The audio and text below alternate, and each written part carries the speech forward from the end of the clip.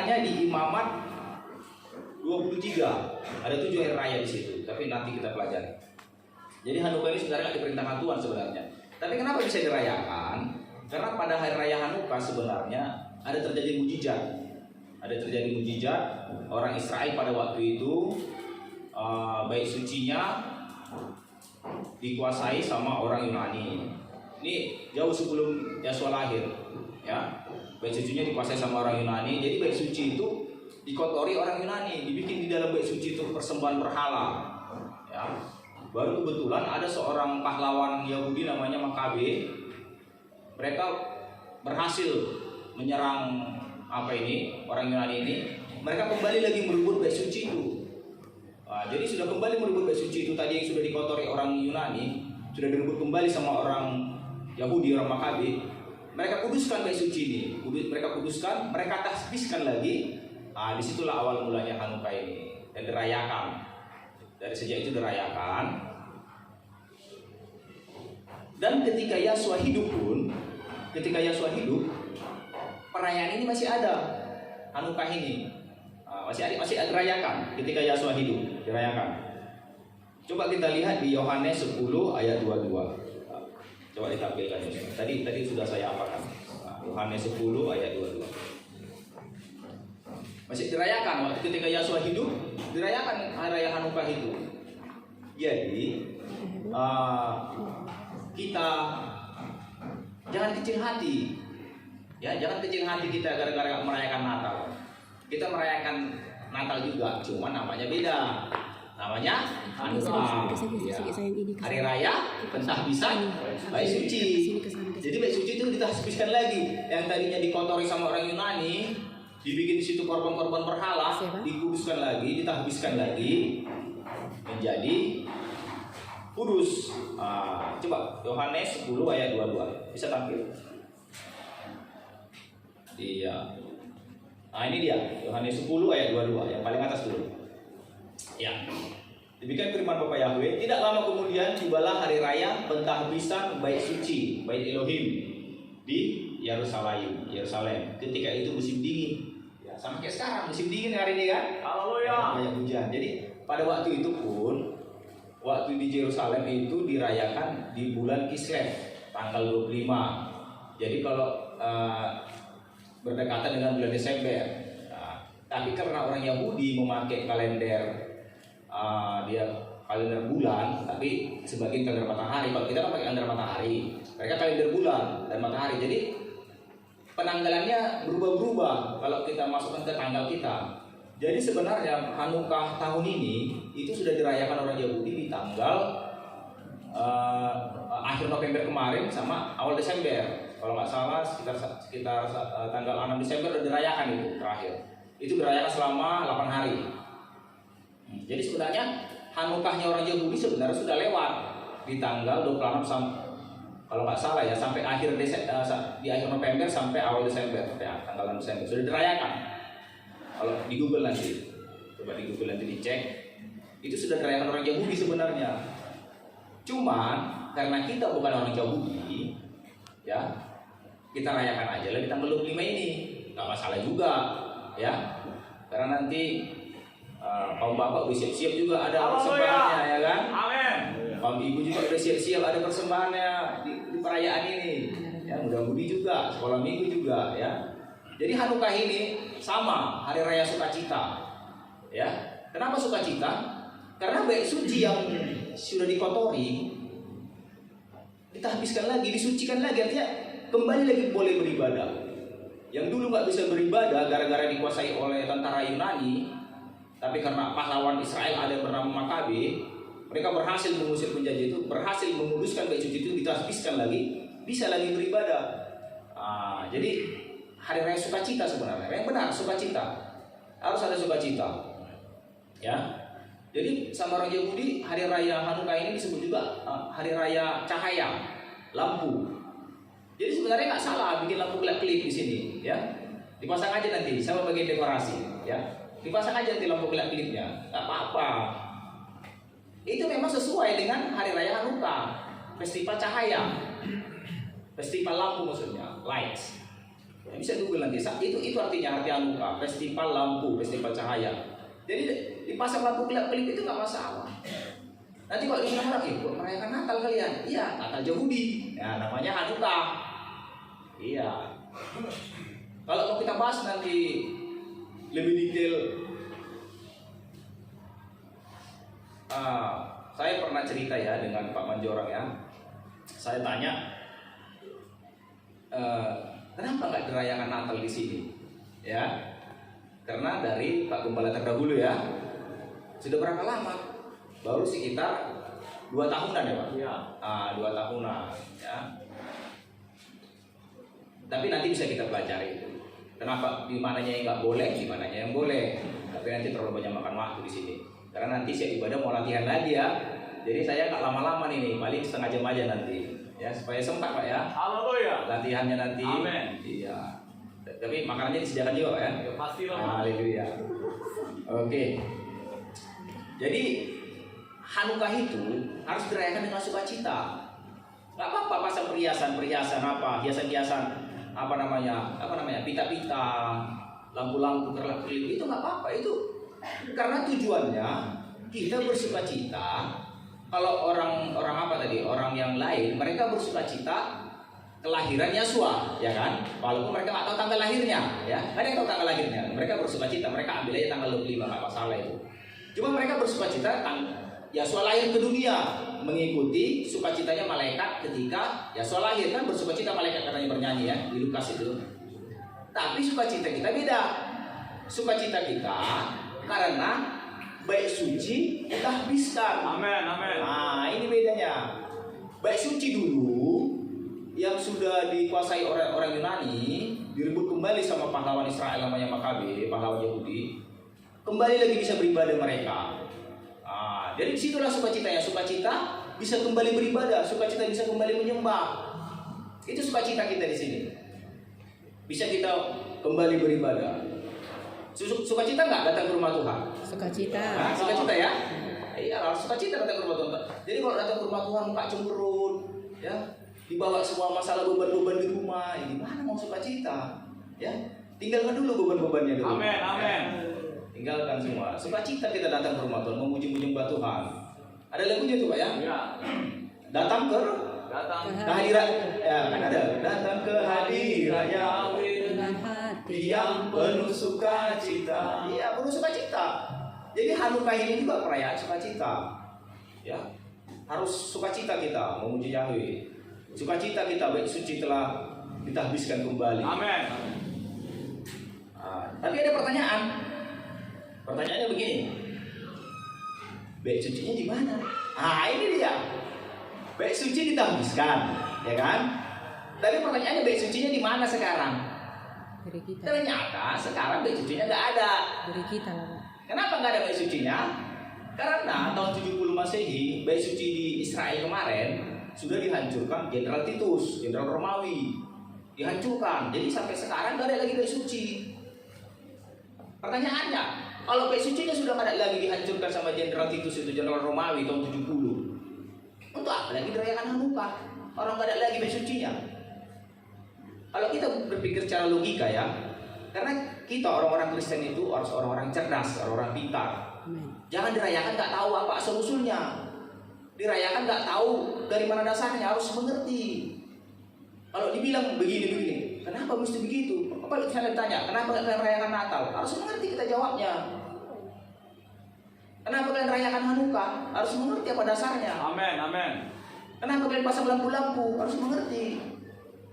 Jadi tanya, kenapa ini, kenapa ya? Nggak tahu, aku ikut-ikutan aja katanya pula kan. Ditanya, kenapa begitu? Nggak tahu, itu kata gembalaku. Itu kata pendeta. Bukan itu jawaban orang cerdas. Orang pintar terus mengerti, harus tahu menunjukkan di mana ayat-ayatnya. Ya. Belajar firman Tuhan, harus mengerti. Jadi pertanyaannya sekarang, bait sucinya sudah nggak ada di Israel. Ya, sampai sekarang nggak ada di Israel, tinggal tembok ada. Makanya sampai sekarang namanya tembok ratapan. Tinggal temboknya yang tinggal, nggak ada lagi bangunannya. Ya, udah hancur dibikin Jenderal Titus tahun 70 sampai sekarang hancur. Jadi bait sucinya sudah nggak ada. Untuk apa lagi kita rayakan? Kan itu pertanyaannya sekarang.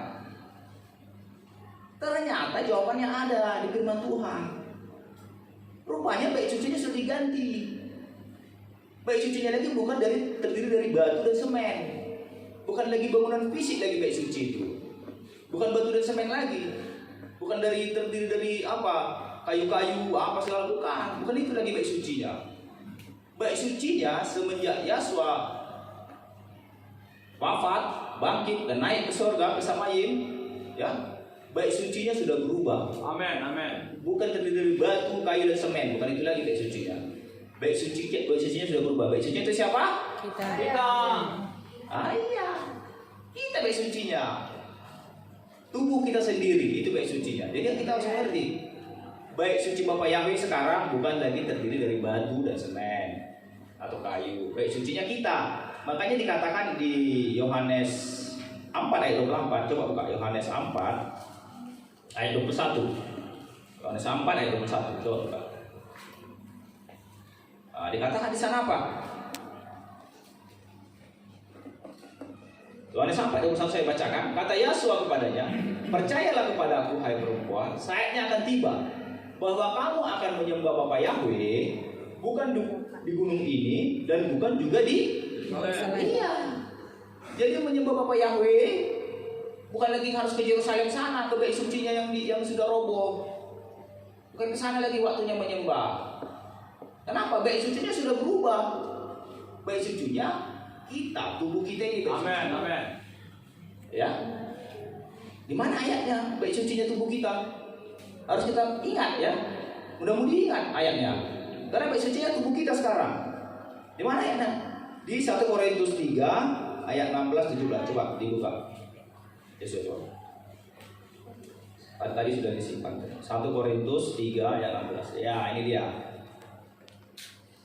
Pak Menjora baca Pak tolong Pak. Tidak tahukah kamu bahwa kamu adalah bait Yahweh dan bahwa roh Yahweh diam di dalam kamu? Iya. Jika ada orang yang membinasakan bait Yahweh, maka Yahweh akan membinasakan dia. Iya. Sebab bait Yahweh adalah kudus dan bait Yahweh itu ialah kamu. Iya. Jelas nggak? Jelas kan? Jelas, Mas. Jelas. Kita mau merayakan Hanukkah, hari raya penghabisan bait suci. Bait sucinya sudah nggak ada. Ya, yang secara fisik. Kenapa? Karena sudah diganti bait suci kita sekarang. Jadi kita rayakan kehadiran Yahshua di dalam diri kita. Amin, amin. Itu yang mau kita rayakan, kehadiran Yahshua dalam diri kita. Kita rayakan, kita sudah selamat. Amin. Kita sudah menjadi bait sucinya Yahweh. Enggak semua orang bisa jadi bait sucinya Yahweh. Enggak semua orang. Hanya mereka yang percaya. Hanya mereka yang percaya keselamatan di dalam Yahshua HaMashiach, yang percaya bahwa Yahshua adalah Tuhan dan Juru Selamat. Hanya mereka yang bisa menjadi bait sucinya Yahweh. Kalau nggak begitu nggak bisa jadi bait sucinya. Kita lah bait sucinya. Kita pelajari di sini ya. Tidak tahu kamu bahwa kamu adalah bait Elohim, ya?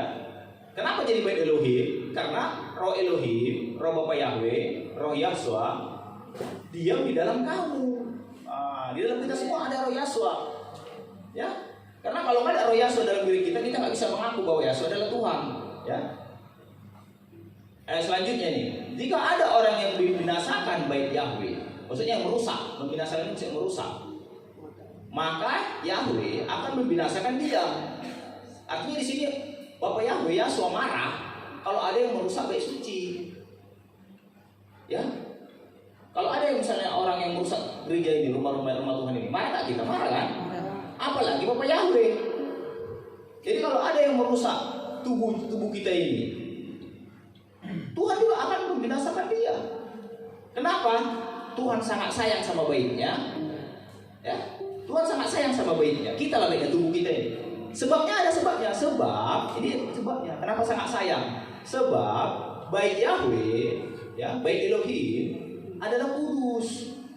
Kita harus kudus. Amin. Kudus. Dan bait Elohim itu ialah kamu, kita. Kita bait Elohim. Ya. Jadi kita di sini harus kudus. Ini kata kuncinya. Kalau bait Elohim yaitu tubuh kita kudus, ya, maka Bapak Yahweh akan menjaga kita. Siapa yang membinasakan bait Elohim, maka aku akan membinasakan dia. Artinya apa? Bapak Yahweh selalu menjaga kita nggak bisa diganggu. Siapa yang mau mengganggu kita? Bapak Yahweh langsung duluan membinasakan dia. Karena kita tubuhnya, kita baiknya, tubuh kita ini baiknya. Jadi sebenarnya kita nggak usah takut sama virus-virus itu. Kenapa? Karena kita baiknya. Bapak Yahweh menjaga baiknya, kita baiknya. Kalau Bapak Yahweh nggak menghendaki virus itu masuk ke baiknya, bisa masuk nggak? Nggak bisa kan? Tapi ada kuncinya ini harus kudus. Sebab Elohim adalah kudus, suci, tidak berdosa. Jadi nggak mungkin kalau orang kudus, ya kudus kita berdoa, memuji, menyembah, jaga firman, jaga dosa, tidak ada. Nggak mungkin bisa masuk virus, nggak mungkin. Karena firman Yahweh bilang gini, maka aku akan membinasakan dia. Siapa yang berani mengganggu tubuhnya, mengganggu tubuh ini? Karena ini baiknya ini. Yahweh tinggal di dalam kita, nggak ada yang bisa mengganggu. Siapa yang berani mengganggu? Yahweh lawannya, pencipta langit dan bumi, pencipta alam semesta ini, mana ada yang berani? Apalagi virus yang kecil itu, nggak bisa dilihat itu, mana bisa masuk? Nggak bisa masuk. Siapa yang mau membinasakan? Artinya siapa yang mau merusak tubuh kita ini? Mau virus, mau bakteri, mau penyakit apapun itu yang coba-coba merusak baiknya ini, Tuhan langsung memusnahkan dia. Nggak bisa. Karena ini baiknya, miliknya sendiri, dijaga dia. Nggak bisa. Tadi kuncinya ini harus kudus kita, ya.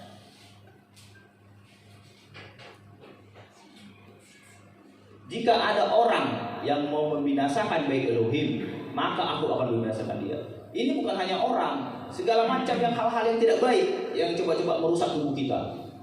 Mau virus, mau bakteri, mau apapun yang coba-coba merusak tubuh kita ini, karena tubuh kita ini baik Elohim. Maka Elohim sendiri yang akan membinasakan dia. Tak bisa. Tapi pertanyaannya sekarang, ya, ini sedikit agak keras ya. Pertanyaannya sekarang, orang ini ternyata bukan orang lain. Diri sendiri. Bisa orang lain, maksud saya bisa orang lain, tapi bisa juga diri kita sendiri. Orang ini jika ada orang, maksudnya orang ini diri kita sendiri pun bisa membinasakan baik Elohim. Maka Elohim membinasakan dia. Contohnya begini. Kalau Bapak Ibu, ini kan tubuh ini kan baiknya Elohim. Kalau kita nggak menjaga tubuh ini, menjaga kesehatannya, Tuhan marah nggak? Karena ini kan baiknya kan. Jadi dengan kata lain kita pun harus menjaga tubuh kita ini. Kita jaga kesehatannya. Contohnya bagaimana cara menjaga kesehatan? Jangan makan sembarangan. Jangan banyak makan yang berlemak-lemak, ya. Atau mengandung kolesterol. Jangan tidur lalu sampai larut malam, sampai begadang. Kalau begadang 2 semalaman nggak apa-apa. Nah, ini begadang main Facebook, ini kan repot. Nggak apa-apa begadang 2 semalaman. Tapi kalau begadang untuk hal-hal duniawi, hal-hal kedagingan, ini tubuhnya jadi rusak. Pelajari bagaimana menjaga tubuh ini, karena tubuh ini baiknya, jangan kita rusak. Kalau kita rusak tubuh ini, Tuhan pun akan marah. Ya, karena tubuh ini baik Bapak Yahweh, Roh Kudus tinggal di dalamnya ya. Jadi kita jaga kesehatannya. Kita jaga makanannya, jangan makan yang yang nggak sehat. Ada itu saya baca kemarin, bagaimana menjaga organ-organ tubuh. Kalau untuk menjaga kesehatan otak, jaga jam tidur.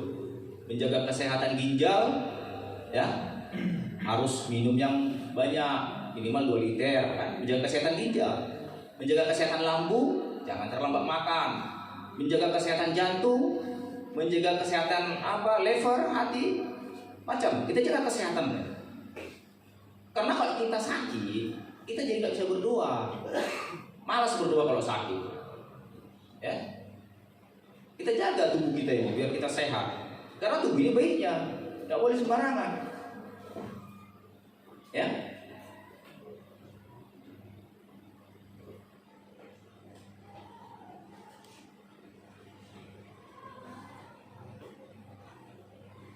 Coba kita buka di 2 Korintus 7 ayat 1. 2 Korintus 7 ayat 1. Coba. Tadi belum ada di sini.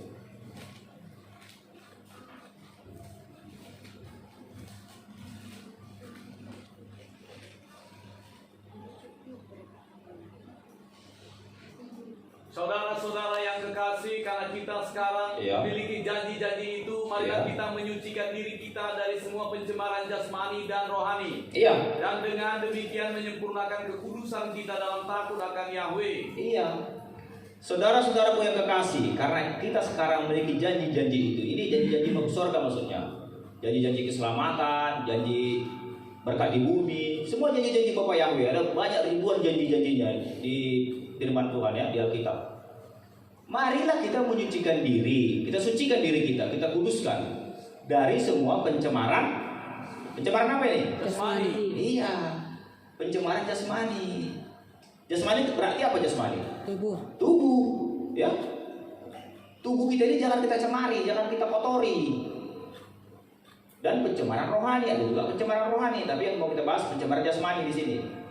Dengan demikian menyempurnakan kekudusan kita dalam takut akan Elohim, akan Yahweh. Kekudusan kita, kembali masalah kekudusan. Jadi kekudusan itu bukan hanya masalah rohani, bukan hanya masalah rohani kekudusan, tapi juga masalah jasmani. Iya, masalah tubuh, jasmani, pencemaran jasmani. Artinya jangan dikotori. Ini untuk pencemaran, cemar, ya, kotor. Jangan dikotori tubuh kita ini dengan racun-racun, ya. Kalau udah tahu makanan-makanan yang nggak bagus, jangan dimakan. Kalau makan-makan yang ada, saya dengar orang suka kali makan Indomie, ya, setiap hari makan Indomie, ya.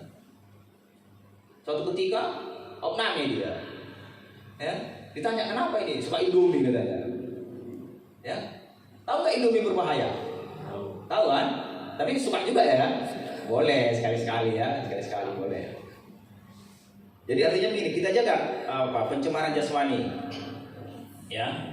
Apalagi supaya tubuh kita sehat. Kalau misalnya merokok itu kan merusak jasmani, karena ada racun di dalam.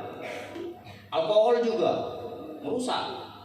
Rata-rata yang alkohol itu kan rusak livernya, rusak. Kita jaga, karena tubuh kita baik Bapa Yahweh, ya. Seperti rumah ini kan gereja, rumah ini juga baik Bapa Elohim kan. Amin, amin. Pertanyaannya, cocok nggak kalau misalnya orang dalam gereja ini merokok? Nggak cocok loh, Pak. Nggak cocok ya. Tapi kalau dalam bait ini bisa masuk rokok, kan? Misalnya cocok nggak dalam gereja ini? Karena ini kan rumah Tuhan ya. Cocok nggak dalam gereja ini ada orang bawa minuman keras minum? Nggak cocok kan? Nggak cocok loh, Pak. Nggak cocok. Artinya secara kepantasan pun kewajaran nggak cocok. Tapi ada juga orang minum dalam bait ini. Padahal ini baitnya loh, ya kan? Tubuh ini baitnya. Sedangkan bait yang divisi aja pun nggak cocok orang minum dan mabuk dalam rumah Tuhan ini. Tapi kenapa dalam bait Bapa Yahweh di sini dia masukkan rokok dan minuman alkohol? Cocok nggak di dalam gereja di rumah ini? Dihidupkan musik joget-joget disco, joget-joget di dalam. Cocok nggak? Tidak. Ya? Contohnya, kan adalah kan muda-mudi lah contohnya. Ya, kita hidup dulu musik disco ya, joget-joget orang di dalam gereja ini. Cocok nggak itu? Enggak. Tapi kenapa tubuhnya ini kita bikin joget-joget lagu dunia? Kalau ada dengar lagu dunia, ikut kita joget-joget tubuh kita ke kiri ke kanan. Kira-kira konsep nggak tubuhnya ini dipakai untuk joget-joget lagu dunia? Hah? Enggak. Roh Kudus yang di dalam tubuh kita ini sedih. Ini baikku, tapi kok joget-joget lagu dunia? Kan gitu kan? Ini kan tubuhnya baiknya, ya. Tapi saudara izinkan ke dalam tubuhnya ini masuk lagu-lagu dunia, dan saudara berjoget lagu dunia. Kira-kira Roh Kudus yang tinggal di dalam tubuh ini sedih nggak atau senang dia?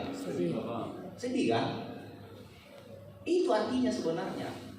Apa yang tidak pantas masuk ke dalam rumah Tuhan ini, jangan masukkan ke dalam tubuhmu. Karena tubuh ini adalah baiknya. Ya. Cocok nggak kira-kira ini gereja di rumah Tuhan ini dibikin untuk latihan karate di sini? Nggak cocok loh, Pak. Cocok nggak latihan karate di sini? Nggak cocok kan? Tapi kenapa ada Tuhan dipakai tubuhnya di latihan karate? Tuhan nggak suka anaknya itu latihan karate, nggak perlu. Ada malaikat Yahweh yang melindungi kita. Nggak perlu latihan karate untuk melindungi diri kita, nggak perlu.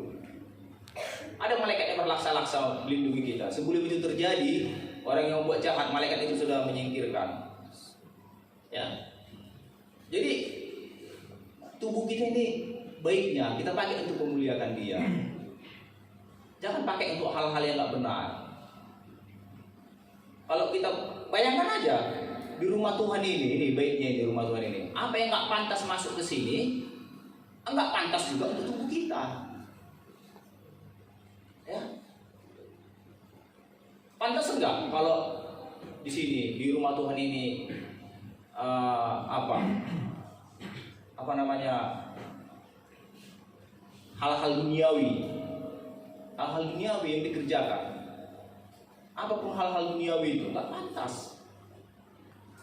Jadi tubuh kita pun jangan kita pakai untuk hal-hal duniawi. Di rumah Tuhan ini hal rohani, tubuh kita pakai juga untuk hal rohani. Ya, semua yang nggak baik jangan kita masukkan ke dalam tubuh kita. Masih ada waktu Pak ya? Haleluya. Iya masih ada waktu. Karena ini masih seperempat Pak. masih banyak lagi, tapi enggak lah, sedikit aja. Ntar lagi kita selesaikan aja ya. Kita buka di 1 Korintus 6 ayat 19. 1 Korintus 6 ayat 19.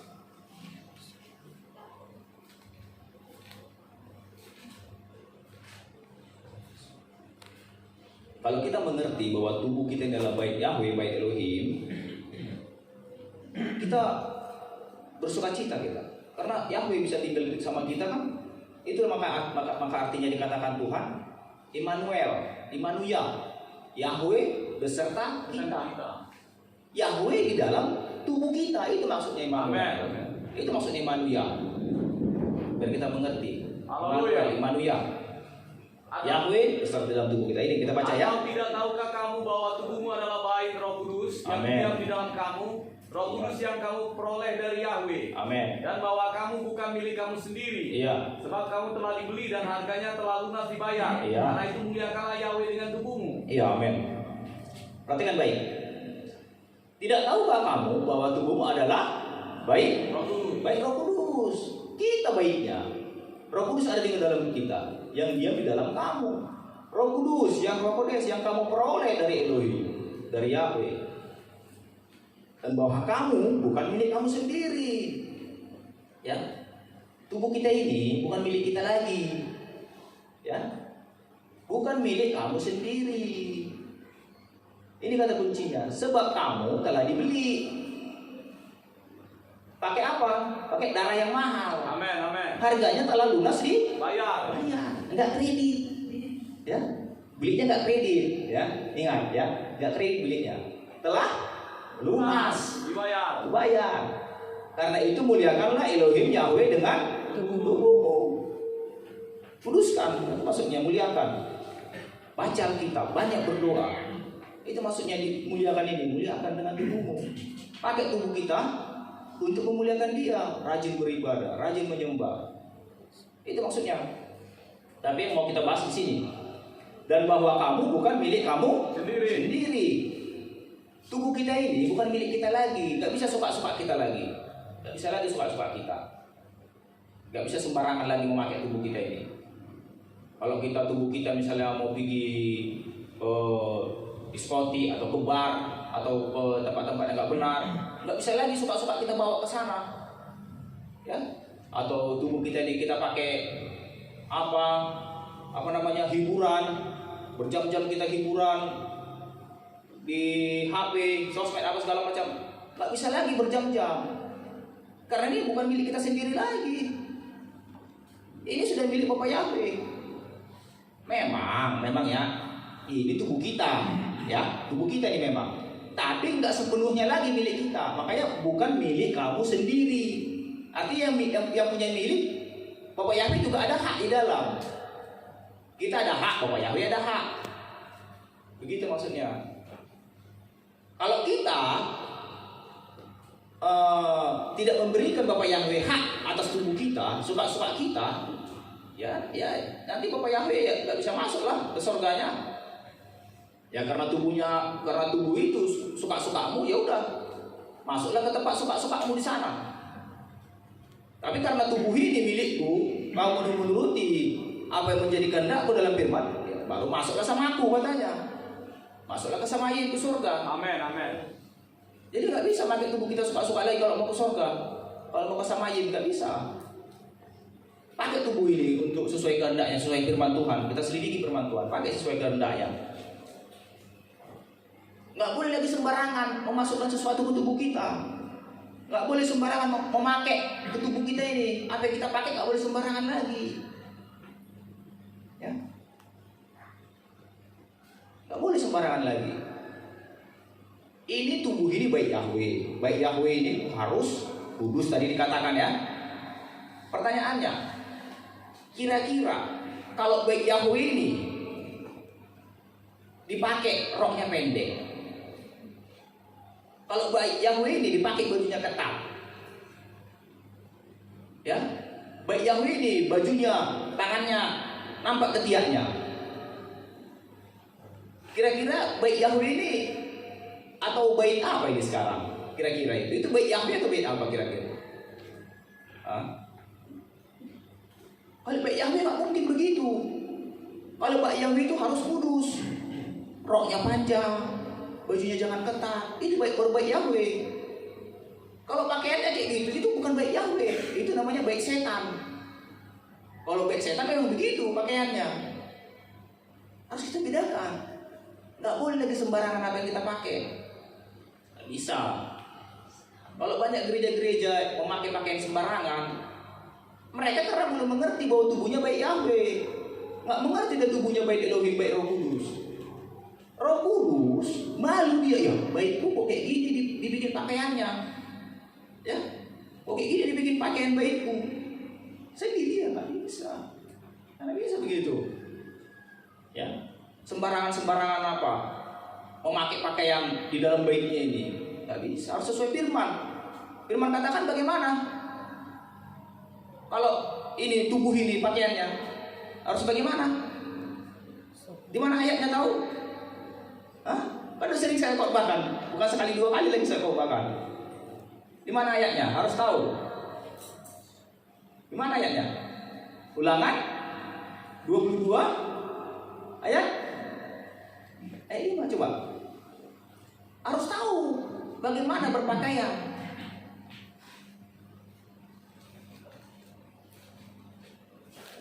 Coba ulang 22 ayat.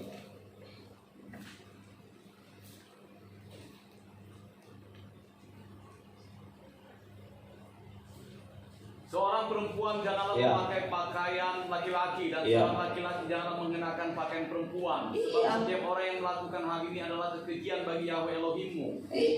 Kekejian, nggak kudus. Nggak boleh sembarangan baik Yahweh di pakaiannya lagi. Ya, jangan perempuan itu memakai pakaian laki-laki. Kalau pakaian laki-laki celana panjang, boleh. Perempuan nggak boleh pakai rok. Ya. Pakainya sopan lah. Kalian lah belajar macam mana yang sopan. Gak usah saya jelaskan lagi satu-satu dari sini. Ya, tanya orang tuanya. Karena orang tua saya rasa masih sopan-sopan di sini ya. Kalau orang tua di luar udah nggak sopan juga memang. Ya, tanya orang tuanya. Bagi yang muda-mudi tanya orang tuanya. Bagaimana mak? Sopan nggak pakaianku ini? Nanti diajari. Ya. Kalau orang tua yang di luar ditanya nggak tahu itu. Anaknya pakai rok pendek pun malah disuruh pakai lebih pendek katanya. Ya kan?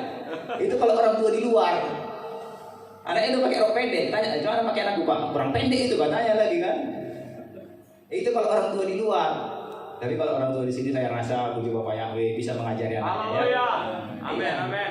Diajari anaknya berpakaian. Laki-laki juga harus berpakaian yang sopan, ya.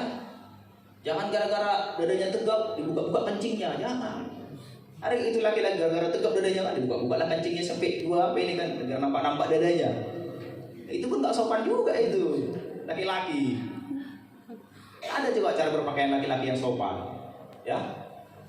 Ada lagi kita tengok laki-laki, celananya dibikin agak melorot-melorot. Ada saya lihat itu model, ya, agak komber dan dibikin melorot-melorot sedikit celananya, biar nampak cara dalamnya kan tak cocok itu kan. Ada gitu pernah lihat? Ada kan? Itu model kadang-kadang. Baru dibikin di sini koyak-koyak semua, celananya koyak-koyak semua, koyak di atas, koyak di bawah. Asal jangan koyak di belakang nanti, iya kan?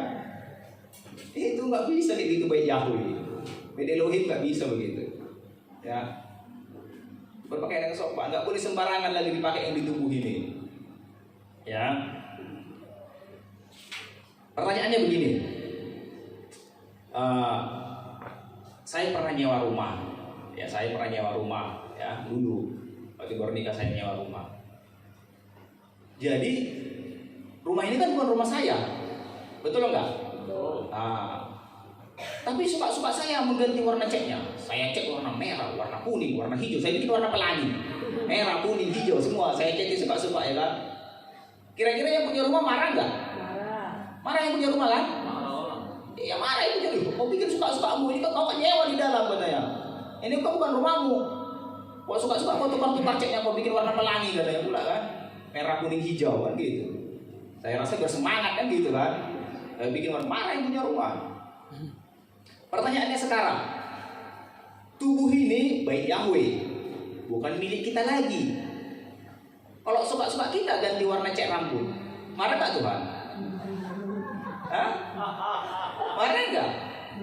Tuhan kasih warna hitam, saya bikin warna merah, warna kuning, warna hijau. Marah enggak Tuhan kira-kira? Hah? Marah. Ini kan tubuhnya kan bukan milik kita lagi. Tubuh ini milik siapa tadi? Tuhan. Hah? Yahweh. Dikatakan di sini, mana tahu tadi ayatnya tadi? Bukan milik kita lagi. Bukan milik kamu sendiri. Itu. Jadi nggak bisa suka-suka lagi, ya. Ya, istri saya bilang, Pak, rambut saya udah putih ini, Pak, katanya. Banyak putihnya ini, kata istri saya. Saya cek lah dulu ya, katanya. Biar tambah cantik aku napal ini, katanya. Anuka ini, katanya. Gitu ya.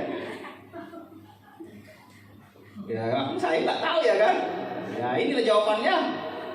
Itu zaman itu. Itu di zaman.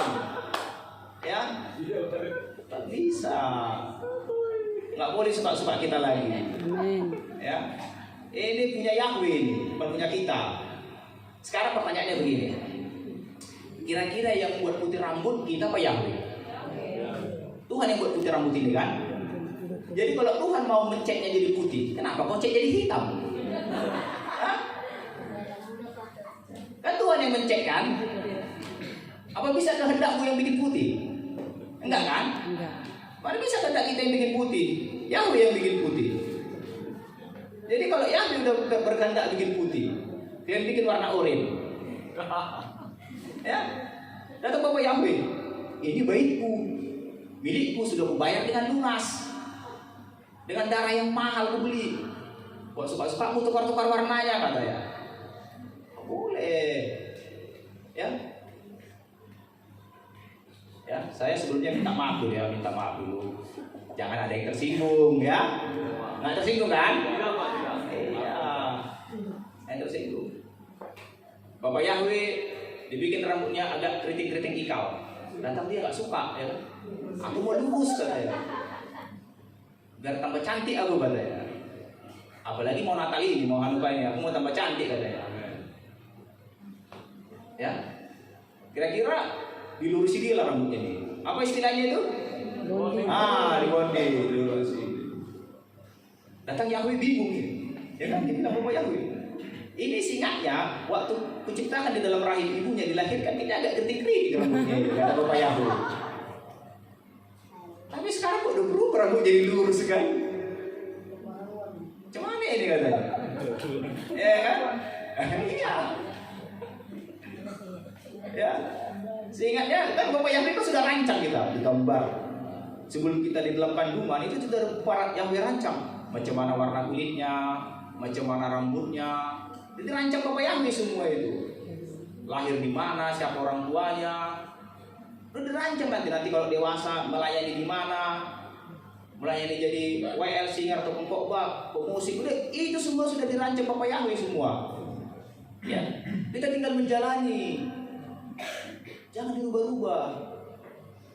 Apa kehendak Bapak Yahweh? Karena ini baiknya. Kalau Bapak Yahweh sudah buat begitu, ya percaya. Karena gini ya, kita memang pengen cantik. Kita memang pengen cantik. Cuman kecantikan yang kita inginkan itu kecantikan duniawi. Sedangkan Bapak Yahweh menginginkan kecantikan yang rohani. Kalau sudah cantik rohani, keindahan itu dari dalam memancar keluar. Ada kemuliaan yang memancar nanti. Semua orang suka melihat. Bukan orang karena suka melihat makeupnya tebal. Bukan. Tapi karena ada kemuliaan yang memancar dari dalam. Rohaninya sudah cantik. Memancar, orang suka melihatnya. Kenapa aku suka melihat dia ya, katanya begitu. Aku suka dekat dengan dia. Kenapa? Ada kemuliaan yang memancar dari dalam. Ada itu. Di 2 Korintus. Gambar kemuliaan katanya, memancar. Ya. Dibikin Bapak Yahweh, dirancang dari rahim ibunya. Hidungnya agak pesek. Ya. Rupanya udah dewasa dia, udah banyak uangnya. Pergi deh ke Korea. Terbang deh ke Korea sana. Mau apa dia ke Korea sana? Operasi plastik. Dibikin hidungnya jadi mancung. Tiba-tiba waktu penghakiman kan ditanya, kata Tuhan, singkatnya apa? Pesek yang mau diciptakan katanya. Kok bisa jadi mancung kau, kata Tuhan ya kan? Bagaimana caranya ini, kata Tuhan pula gitu kan? Bukan aku yang ciptakan hidup kau ini katanya. Nah, karena suka-suka mau merubah-rubah hidungmu nggak bisa lah kau masuk katanya. Nggak bisa masuk, suka-sukanya geser-gesernya hidungnya. Atau hanya 1 derajat jadi 5 derajat dirinya kan? Nggak bisa. Ya, nggak boleh operasi plastik. Walaupun banyak uangmu. Siapa sini nanti kalau udah banyak uangnya berencana ke Korea? Ya, jangan. Kalau banyak uangnya, ini aja kita bangun nanti, ya. Sampai berapa lantai nanti kita bangun. Haleluya. Dan jangan operasi plastik. Ada saya baca kesaksian, tidak ada yang operasi plastik di surga, tidak ada. Ada saya baca kesaksian. Maaf ya, orang-orang kaya sekarang yang banyak uangnya, itu operasi plastik itu yang paling murah. Apalagi maaf ya perempuan, maaf ya, saya nggak berkata apa ya, itu yang dadanya agak kecil dibesarkan bisa. Ya, saya minta maaf dulu tadi ya. Ada bisa dibesarkan, aku aduh, itulah dunia ini, ya. Ya, yang maaf ya, pantatnya kecil bisa dibesarkan, semua bisa dibesarkan. Nggak tahu bagaimana caranya, ya. Hah? Nah itulah. Maaf ya saya nggak, ya. Itu maksudnya. Tapi ingat ya, tidak ada satupun dari mereka bisa masuk ke surga. Tidak ada satupun. Ya, ingat. Karena mereka merusak bait suci ya. Gak bisa, ya. Diciptakan Bapak Yahweh, kulitnya agak sawo matang. Dibilang citra banyak-banyak, satu musuh. Oh, aku mau putih. Gak bisa. Kalau Tuhan ciptakan hitam ya hitam aja lah. Ya. Nanti kok jadi putih Tuhan heran, kok bisa putih kau gitu. Gak boleh ya. Iya, kalau hitam aja. Kan ada hitam manis kan? Ada. Hitamnya dari lahir, manisnya dari Yahweh kan gitu. Jadi hitam manis. Amin. Iya. Gara-gara film-film Korea semua mau jadi berlomba-lomba putih. Iya. Banyak ini film-film Korea itu kan, semua kan mereka putih-putih. Ya, pengen jadi putih, jangan. Nggak boleh ya. Ada lagi sekarang yang ngetren. Ibu-ibu. Mama saya sendiri kena. Mama saya sendiri kena.